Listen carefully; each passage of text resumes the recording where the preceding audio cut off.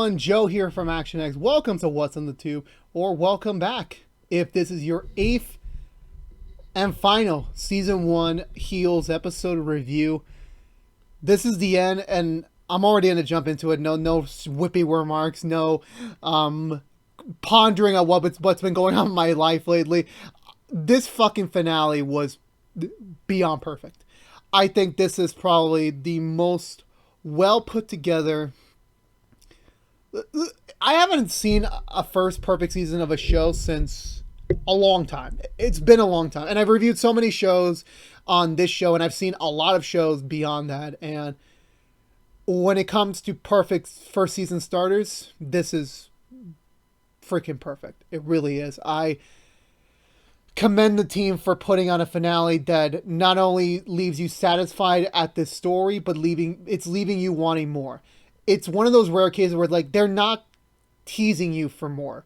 This could easily be just, we could never hear about Heels again. Obviously, of course, this is what's in the two. We want our shows to continue. We want the stories to continue so we can see what they do next.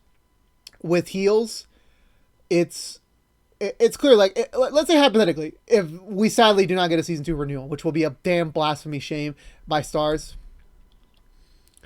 it deserves to keep telling its story. But regardless, this perfectly wraps up what the first season was trying to tell and gives us enough to work with in hopes we can see for a second season, but as well as it basically puts these characters all in brand new places that could end like a book. Like, you read the end of the book, you can imagine what could happen next.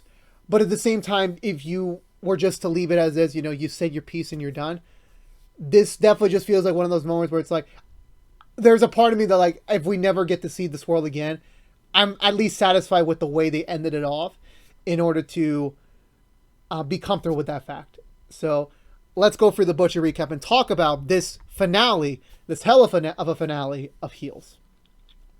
So we begin with a flashback back to when both Ace and Jack are young again. Jack's now basically a teen, not like college age yet, but he's just a teen. Ace is still a kid. And Ace is just asking him, again, when these flashbacks are set up, they're mainly meant to tell the story of what's going to happen in an episode, what's the main theme. Ace is asking Jack, do you like me? And Jack says, yeah, I like you. I only like you because the problem is, if I love you, I am responsible for you. Or, oh no, wait, I forgot what it was. I forgot what it was. I'm already so hyped about how the way the episode, and I forgot how this episode began. But eventually leads to them having just have a little bit of play fighting between them.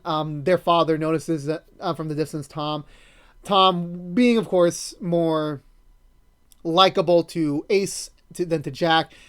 He starts to wrestle around with Jack. Obviously, at first, Jack doesn't have any sort of wrestling experience, so he immediately takes him out. But Tom manages to kind of release this sort of aggression in Jack and manages to have him do a couple of good moves on him. But of course, Tom being a veteran and all, and obviously he's an older man with facing off against a team that barely just started working out. Obviously, of course, Tom was going to win.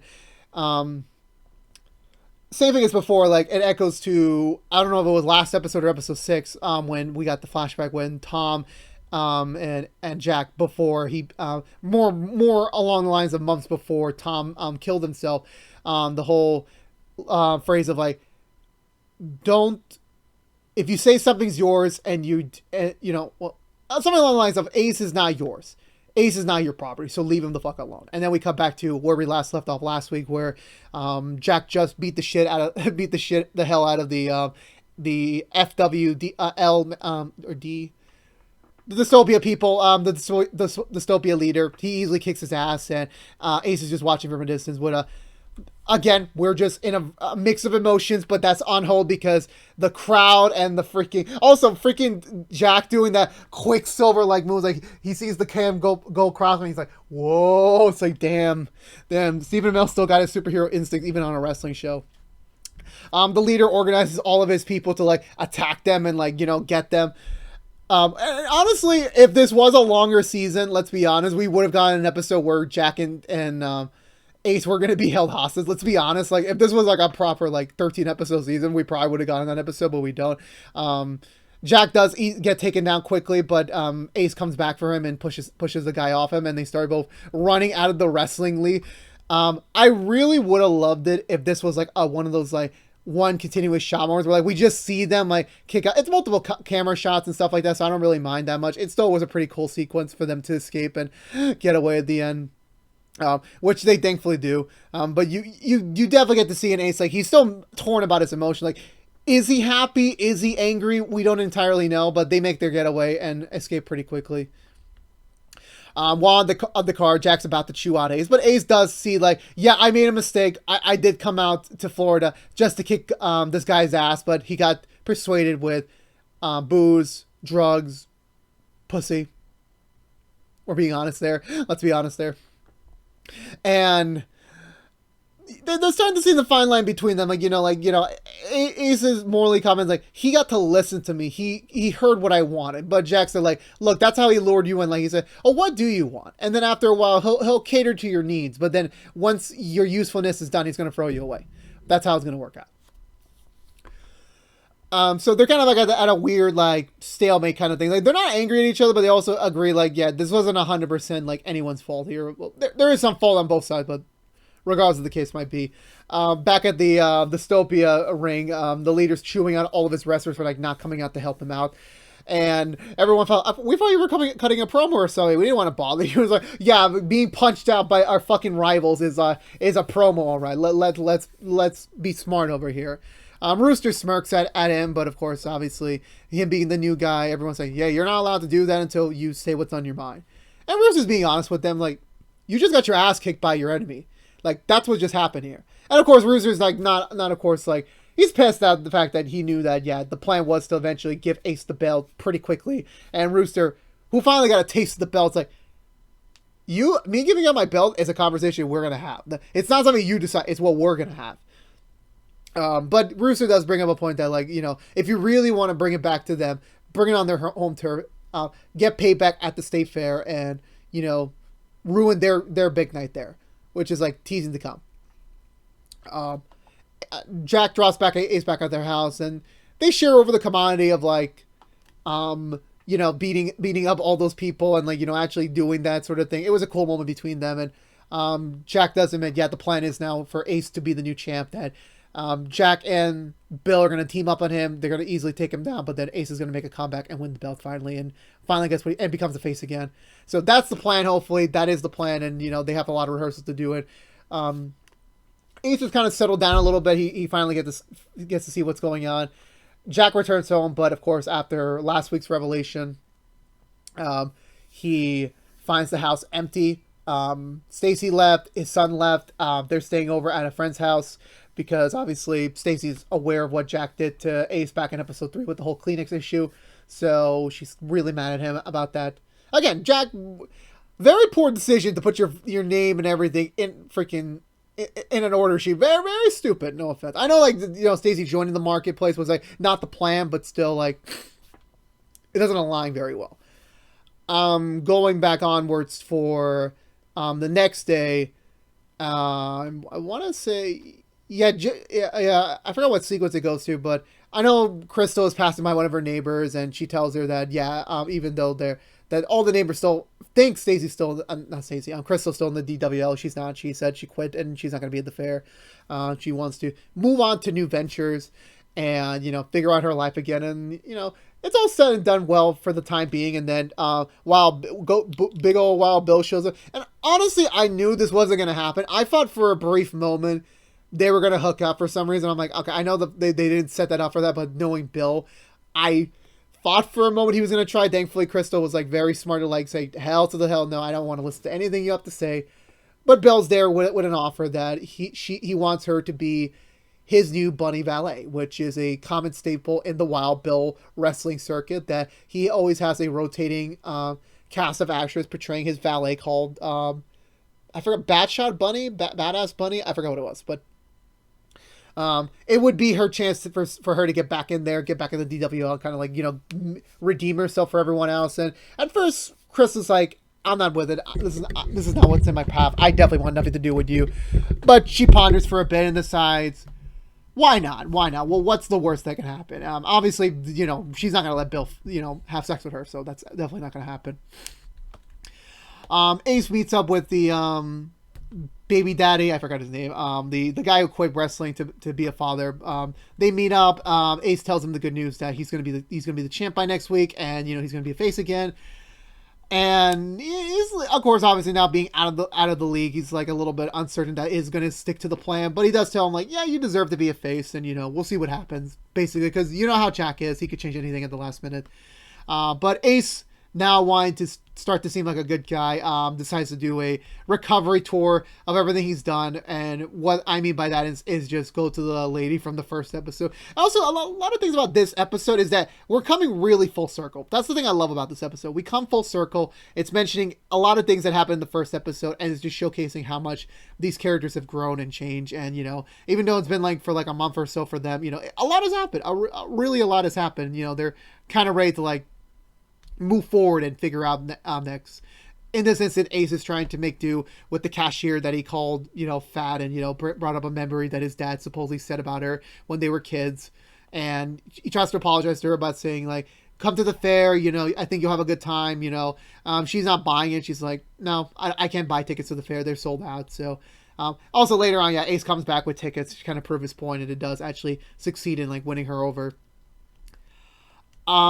Jack is trying to communicate with his wife and kid, but it's not really working. Stacey's staying over at a friend's house, and Stacey's just contemplating with her life because she's absolutely not happy to what Jack just did to Ace, and she's wondering, she doesn't say divorce, but her saying pondering her life. It definitely does seem like she's thinking of what does a life not married to Jack look like? Does it look better for me? Does it look worse for me? And it's a question that honestly needs to be said, and she hasn't found the answer for it just quite yet.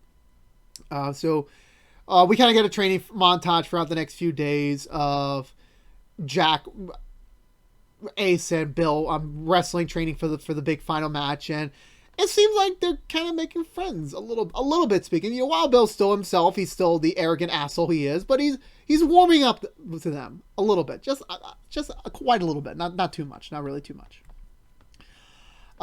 Jack continuously tries to reach out to Stacey. Eventually, she does text him back to eventually meet up at one night. Ace tells his mom the good news about the whole thing and invites her to come out to the fair, but she says, I don't want to. I'm not a crowd person. And also, after living so many years of, wrestling and being that supportive, tissue, I'm not really inclined to go back out there to a big field. She really isn't. And then I believe, what else happened? What else? I think this is also around the time period where so one of these days, Wild Bill does bring in Crystal to be the new bunny. Everyone, of course, most of the supporting cast wants her back. They're happy she's back full time. Of course, obviously they need Jack and Ace's blessing to come back. Ace is I don't care. We're good now. If she wants to be that's perfectly fine for her. I don't mind. And Jack, he kind of knew deep down he did want Crystal to be back, but he has kind of that uptight, stoic attitude. So it was never his plan to say, I'm sorry, let me write you back in. He's never like that. But now that she's back, he's really happy she is.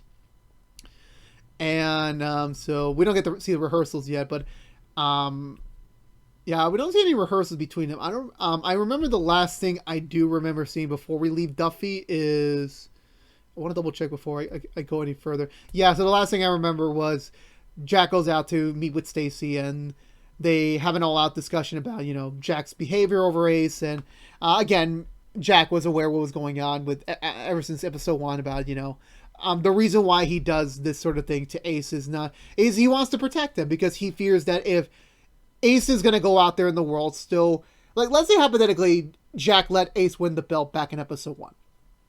He would have gotten to be on the circuit with Wild Bill. They wouldn't have learned their lessons that they learned along the way so far. And Ace could have done something completely stupid, similar to what Wild Bill did in episode 3, but much more earlier in the career, ruining his life even more so, because he wouldn't have made any money by that point, and he would have been stuck with no prospect with his life. And Jack only did that because he wanted Ace to stay grounded, not as a champ, a little while longer, so that Ace has a chance to grow and to get better. And Ace has definitely learned a couple of things along the way. Is he perfect? Not at all. He's definitely not there where he's supposed to be yet. But Jack thinks, at least at this current mark, Ace is better, but he's not 100% there. And he only did the Kleenex thing to like prove a point to him that like you're still not ready. You still have a lot of emotional things to work out for, and still have to grow up a little bit before you're able to be champion. Think about leaving Duffy and pursuing something around the world, and he's definitely got a point on that. I do listen to what Jack has to say. Same with Stacey, but it seems, but there's still a lot of more underlying issues besides the ace thing, between Jack and Stacey. It was just for Stacey, this was like the last biggest thing to happen to her before she realizes, I need to back away, step back, and reevaluate, because if this goes on any longer without any change, she might do something drastic, and definitely her just retreating and eventually giving it a few days to like cool down a little bit was necessary for her to like figure out her steps. And they don't immediately kiss and reconcile. They don't. There is no full-blown, like, we're back together sort of thing. It's more along the lines of when Jack asks her, can you guys move back home? Stacey's like, you got the fair coming up in a few days. I got the rodeo in a few days to practice my voice. And also she would like for Jack to be there and, to be supportive. And also she can't be there for Jack since they moved the time for the rodeo. So she's absolutely not able to be there in time. So, although it hurts, I don't know, it hurts Jack a little bit, but for Stacey's like, I got to be there for the rodeo. I have a commitment there. I wish you luck on the fair, and hopefully you wish me luck on the rodeo, which he does. And it does seem like in his voice that like he does want to like start being there for Stacey more, start being more present to what she wants and what she needs out of a supportive husband. And she allows Jack to go in to say hi to his son, and then we don't get to see the son this episode, which makes sense. I feel like we didn't have to squeeze in him this episode. It would have just overstuffed this episode as is, so that worked out, thankfully. But there's a look on Stacey's face where is there a reconcile? Are they going to get back together after the fair? Because there's still a lot of questions between them. They still have a lot to work out of. And, Jack thinking the DWL is going to rise up to the next level. Does that mean that Jack's going to focus even more on work right now and focus even less time on his family? She has a lot of things to think about. And, just this one conversation doesn't fix the whole problem of their marriage and their connection and their, how they communicate. There's still a lot of issues there. But we get to the day of the fair. Jack starts giving a rally speech while everyone's assembling at the state fair, which is like 10 times bigger than their current setup. And it's like for them, like, I see, honestly, also this was a really well acted moment where like everyone's just surrounding the ring, looking around the arena, just like, this is it. This is like the first taste of the big leagues. They got the big venue. They have like the fancy, like set. Everything's so new. And I'm just like, I really hope we do get to continue this story, because I would love to see the first episode back and then going back to their usual setup and just like, oh my God, we got a taste of the good life. Now we're back in here. I mean, again, I don't want to say more than that, but just seeing their faces, like, it just proves to them like, we chose this venue and it's getting paid off. And we see what Jack's been working for, and this is just hopefully the beginning of what he's been promising them for so many years, that it's finally happening. So they're getting ready, they're just, it's slowly beginning to realize, even when we eventually cut to like the physical viewing of the speech, they've grown a lot. They have become a family, and they've been a family, but like I never believed they were a family. Like in the first half of the season, I never did, but like in the second half, yeah, this group is definitely a family. Like they are working their way, they're working their asses off to make something of themselves, of this league that is a family business. It's always been a family business, and they want to take it to the next level, and they want to showcase what is their potential. And definitely, even while Bill's like there, and like he's even starting to see the value of it a little bit, not too much. It's still the same Bill we know. He definitely has not changed whatsoever.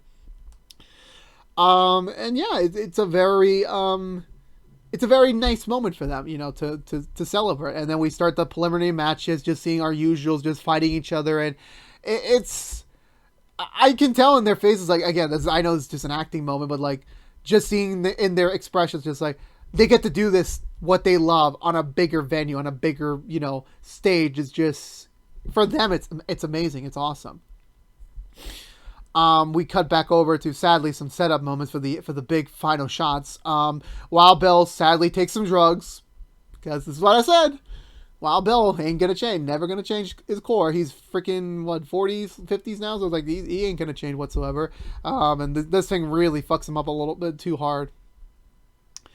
And just seeing everyone around, just seeing like recurring characters, as well as back at the rodeo where Stacey's is like ready to make her debut, and then also again shout out to Stacey, her actress, like that is a phenomenal singing voice, like really amazing, and there is potential for her to go there, and like just seeing like the cues and the matchups between them is poignant. And then also I gotta give kudos to the scene where Jack is trying to be there for Stacey. He can't physically be there, but he's trying to view it on live stream. But sadly, he has to go in and get ready, and there's just no time for him to view it. So he's trying, but just sadly, this is the wrong time to start trying because Stacey's already gone past that point, and everyone just is so enthralled with her singing. Everyone's just so like amazed by it. But then the big old final match starts up. Wild Bill rouse up the crowd with like one of his like a PG-13 speech, which is so weird to hear that. 'Cause it is a family event, and they were planning for like him to like take it off the cups a little bit, but thankfully, I got another like a little minor point for Bill's development is that he's understanding a little bit. I think the speech, the conversation he had with Willie 2 episodes ago did seep into him that like he needs to be a little bit better. Like he can still be himself, but he needs to be a little bit better. Like the best comparison I can make to this is when Vegeta finally slowly started joining the Z Fighters, where in the first saga, clearly a villain. Second saga, he was a villain, but he had to team up sometimes because the threat was bigger than him. Then I think slowly, as you saw in next stories, is like, yeah, he's still his arrogant self. He's still the same person, but you see like there's a nicety to him, and I think it could just be the environment finally starting to really rub off on him in a way that maybe when he was with Tom and then him being on the road just didn't really have him see it, really. Jack and Ace give each other a bro hug, respecting and wishing them luck in this match. Like, let's see what happens. So they go in, the match starts. Like the script says, Jack and Bill team up against Ace. They beat him up. They start getting the ladder in order, and then, Ace steps back in for the comeback. And everything's going nearly perfect. But however, one thing to know is that there's also like a parallel scene where while they're fighting, the rodeo match is happening, and just it's the moves of the rodeo and then the moves from the wrestlers are like matching up perfectly, and it's a cool comparison. And the key thing is, as I said this earlier, for like Stacey's uncertainty for her future, is that one of her friends asked her the question, are you okay not being at the fair for Jack? And she's like, yeah, I'm fine. And she says it in such a way where like she doesn't care. Like for once, she does not care what's going on for Jack's league, and she doesn't know what's going on with the storyline, and she's perfectly satisfied with that. And that's the thing like we have to be aware about, is that she just doesn't care. Like everything that Jack has sadly done to her inadvertently or by choice has now affected her to the point where like, yeah, I don't care. Like Jack's not here for me, and obviously we know Jack is trying, but like at this point, but it's already too late before he didn't. And so for her, it's like, hopefully if we continue the story on, that's definitely an interesting place for what her character can now showcase herself as. I believe the last thing, so I think that was the last, so we just focus here. Also going on in the crowd is the Dystopia group. Except Rooster's there, and like just seeing their face, like, okay, they got something planned. What are they gonna do? Are they gonna like have all their like members come out and like fight them, and then just have a battle royale for the belt? So the match is still going on. Everything's going up to a T, but Wild Bill starts to feel like the negative effects of the drug he took, to the point where like he's starting to like get weak and his stomach's starting to hurt him, and when he's almost to the ladder, Ace pushes him off the ladder and the ladder itself out the ring. And Wild Bill, in the last grotesque act he has done in the entire season, hopefully, he shits his pants. And he really shits his pants. And I'm just like, ew. I'm like, why can we not finish this off well? Why couldn't we do that? Why couldn't that be a possibility? So they Jack and Ace take notice of this, so they have to exclude Bill out of the match because Bill does not want to stand back up and show his shit stain on everyone else's screen. So Jack and Ace decide to finish it off, and they're keeping going, they're keeping the blows up, keeping the momentum going, getting the ladder back up there, and then this Dystopia Crew starts cheering for Jack's name and starts like planting seeds in like Jack and Ace's mind and the team behind the scenes like, are we setting ourselves up for Jack to still keep the belt? Because like the whole momentum was like the whole storyline was for Ace to win, and Ace had the momentum, but now the Dystopia people has been changing it to Jack. And then they start throwing Kleenex at them, and then Ace is like furious, like, did you organize this? And Jack admits, like, not this time. Like, I did it the first time back a month ago, but this time was not me. But Ace doesn't care about the current moment. He cares about the fact that Jack had multiple times to say to him, I did the Kleenex thing. And of course, obviously, Ace once again overreacts and, starts seriously attacking Jack and actually hurting him again. And for a moment, like, everyone's just like reacting and says like, oh no, this is what the Dystopia people want, for the name to be ruined again because Ace's temper got the best of him yet again, and to the point where he starts choking out Jack. And then I was actually worried, like, is this how we're going to end the season? Like, Dystopia wins and just having the DWL's name buried for the ground again? But nope. No. It's not over just quite yet. Crystal takes notice of the whole situation, tells Bill, what are we going to do? And Bill's like, I don't fucking know.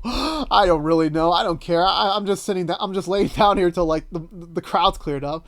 So Crystal, in her only act of choice, decides to enter the ring, stop Ace from choking him out. And then Ace starts seeing the potential here of, like, yeah, let's have a fight. Let's do this. And everyone starts like getting riled back up. But like, now Crystal's in, she, as the bunny, and like, she's excited to like, oh, Bombshell Bunny. But now I remember that. So they fight. And this is the thing that I love about the. Oh crap. Where's the remote? Oh no. Oh, there it is. Yeah, I guess time ran out. I apologize for that. We were so close. Like I thought, like oh my god, did my battery run out again? There we go. Okay. Moving back. So, oh my god, you guys saw that? Like, there. That worked. Okay. Nope. No free promotion for you guys. What was I going with that? Oh yeah, so they fight, and the thing I respect about here is like how much like the brothers have a conflict right now, but they know like this is their only chance for the DWL to elevate to the next level.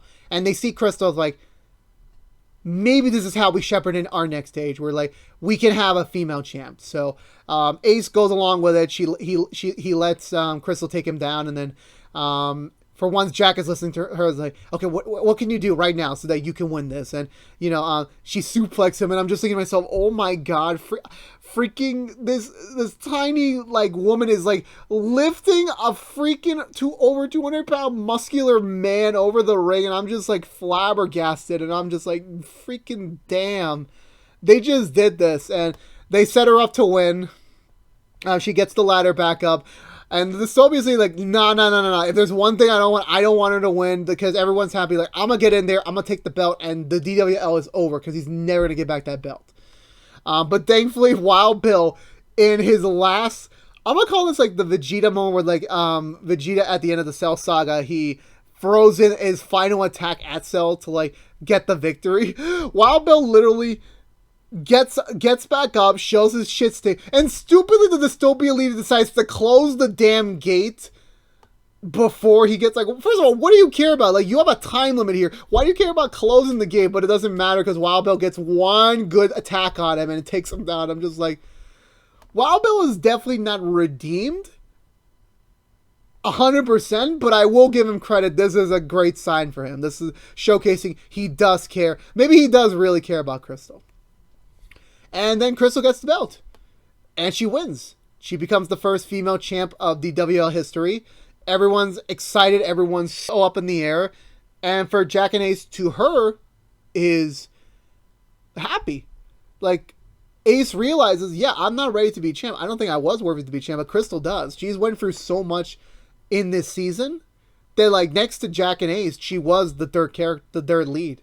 Like, you saw so much of her journey, you saw so much of her change and, like, growth and, like, everything she's dealt with first-handedly, that, like, her getting to this moment was worth it at the end. It was what was called for.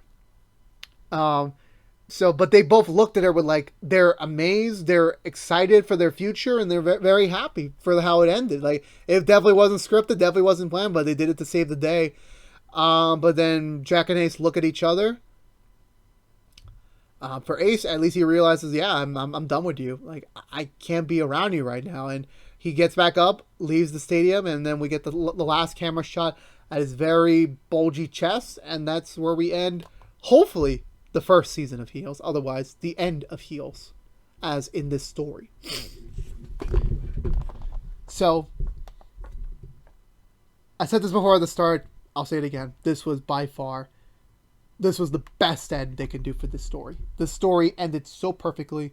They told the story so well, and this felt like something you can write and like you can tease. Like, there's more to life for this world than you know it, but you get what you need to know for this story, and hopefully leaves you wanting more. Maybe you'll get more, but maybe you won't. You just don't know how things are going to work, because this is television. You just don't know if you're going to get another run at it or not. So you write what you're able to do as the best you could, make your mark, and hopefully people will take it and, accept it, love it, and then, hopefully will carry it with them for the rest of their lives. Heels does that. They tell exactly the story they need to tell, and this finale definitely painted it like this is the ending of this story. They left a lot of things open for interpretation and for them to continue onwards, but this was the end of the story. Like, we didn't need to stretch it out more. We didn't need to like play it around the loose. No,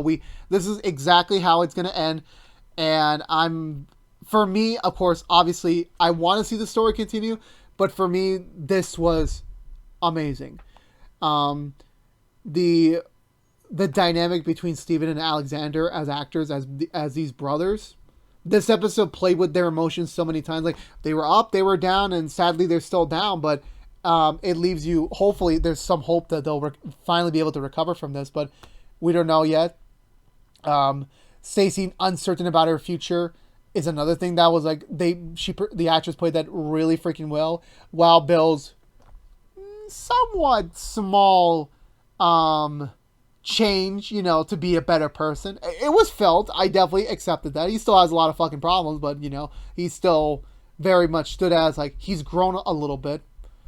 And the fact is that they're all happy that they're able to go to that next stage together. But what does that next stage look like? How does it entail? We don't know. I don't know if we'll ever get to know, because we just don't know. Hopefully we get to see more, but otherwise, to wrap this up, this was one of the best season finales, one of the best finales I've ever seen, and I am still flabbergasted that I fell in love with this show, and I love this show so damn much. So for me, I'm going to give this episode 2 thumbs up, the highest compliments I ever would give it. I don't think I've ever been this passionate about a finale in a long time, and I love other shows. I really like The Rookie, High School Musical. I say a lot of praise about those shows, and like, I think this is the most excited about. Like, this is the most, like, I've gotten on camera so fast that I've ever been to in my life. So let me know in the comments below. What did you think of the finale to Heels? Did you love it? Did you love it? Let me know. What did you think of the overall season? Let me know in the comments below. I'm always down for conversation down there. And I believe that's going to do it for me today, everyone. So if you're unaware of this, has been What's in the Tube from ActionX, reviewing every episode in Heels' hopeful first season. If you want to know what we're doing normally on What's in the Tube, besides our Heels episode reviews, we're doing The Rookie season 4 episode reviews each and every, normally Monday mornings today because of the heel changeover. For now, tomorrow's every Tuesday, but usually every Monday mornings after a brand new episode on Sunday nights on ABC or free the next day. Not free, on Hulu the next day. We also are doing our Chucky first impressions episode review this Wednesday morning after the premiere on Sci-Fi on Tuesday night. We're putting a lot of effort into that. I'm very excited to do it. I got a lot of things to talk about Chucky, so it's going to be a little bit more of an extra longer first impressions, but I'm very happy to see where that's going to go. Again, like every first impressions we produce, it is the pilot for hopefully a new review series to come, but hopefully we could get some support there. We'll see how that goes. But we're normally going to be doing DC Stargirl Season 2 episode reviews, which we're normally post on Wednesday mornings, but we'll be posting this Thursday morning as the Chucky changeover. After a brand new episode on Tuesday nights on the CW or free the next day on the CW app. We're also doing Doom Patrol Season 3 episode reviews each and every Friday mornings after a brand new episode on Thursdays on HBO Max. And we're also doing Nancy Drew Season 3 episode reviews each and every Saturday mornings after a brand new episode on Friday nights on the CW or free the next day on the CW app. But if you don't care about heels, you're still in luck. We, as always, with our What's in the Tube runs, we have a couple things to go through after the season's said and done. Next week, we will be doing our Season 1 review, non-spoilers. So if you have yet to watch the first season of Heels, for all those people who haven't yet, which is a lot of people, surprisingly, it's a criminally underwatched show, so please, we're going to do a lot of support feeds for that one. I have a plan for it. I'm not ready to announce it yet because it's still under wraps. I'll say that much. But if anything, you will see the Heels Season 1 review next week. Non-spoiler. And then the week afterwards, we will be doing a Season 2 predictions video, hopefully entailing what's to come for Season 2. And oh my god, I was just restricting myself this episode reviews because I have a lot of ideas. So that episode is going to be on fire. So, and that's the first time I've ever said that terminology, so stay tuned for that.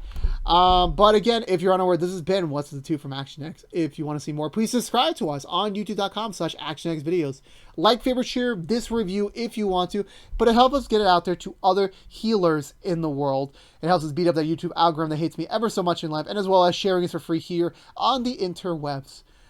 Please also ring that bell for notification when our next Heels review is live, which is normally every Monday morning, but now going back to next week, we'll be back on Tuesdays for the last 2 weeks. Also follow us on social media to stay up to date with any sort of updates for the channel. And until then, stay safe out there, be good to each other, and as always, well, before I say that, if this is the end of your run, if you're not going to join us for our Season 1 review and our Season 2 predictions video, thank you so much for tuning in for this episode review series. I love the hell out of it. I went into this of like, I want to support Stephen Amell's next journey. I want to see where he goes next as an actor after Arrow wrapped up. And boy, oh boy, did he choose an amazing follow-up project after Arrow. I loved it so much. Shout out to the entire cast, Alex Ludwig, Kelly Bergen, and everyone else, the cast, the creator, Mike Ward, the crew, everyone. Thank you so much for making an incredible season. And thank you all for watching me the last 8 weeks. Well, 9 weeks, 8 episode reviews because of that weird break. Thank you so much for everything. Hopefully, we get to see each other again in the future. If you have become a fan of me and you have subscribed, thank you so much. So hopefully, I'll see you around the corner soon. But if this is the end of our run, again, thank you so much for tuning in. But again, stay safe out there. Be good to each other in life. And as always, peace out.